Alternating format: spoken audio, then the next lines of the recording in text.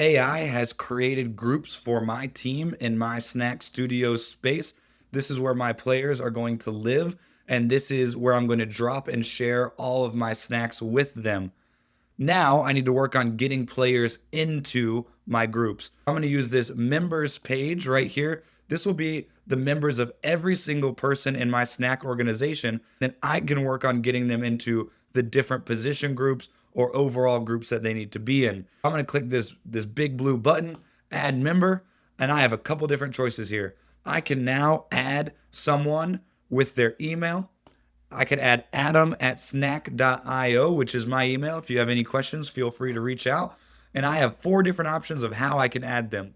I can add them in as a viewer. That's for your players who are only going to be viewing and answering questions for Snack. They're not going to have any snackifying options themselves and have no control over the studio side. I can enter a student in as a contributor. This is a really cool idea that we have here as part of the Snack Company, where we want students contributing and not just passively learning. So if you have any of your students or players that you want to create snacks, you add them in as a contributor, and they can create and edit their own snacks, but they can't publish them to anybody. If you have a senior captain, a locker room leader, a schematic wizard that you want creating snacks, they can create their own snacks, and then you will be the one to share them as the coach so they don't send anything too crazy out. You could add an editor. This is typically your assistant coaches. They create, edit, and publish snacks, but they don't control the billing and the letting people in and out of the organization.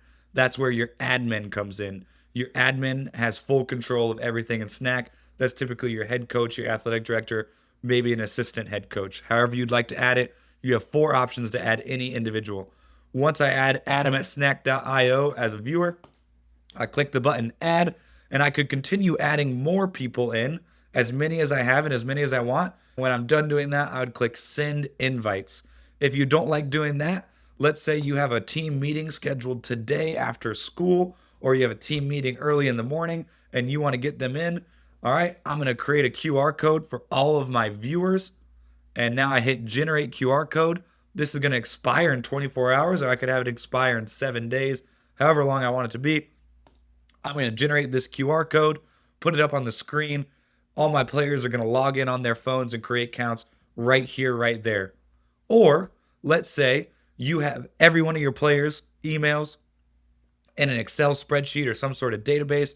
You can just copy paste all those right into here, admit them all as viewers or all as contributors if you'd like.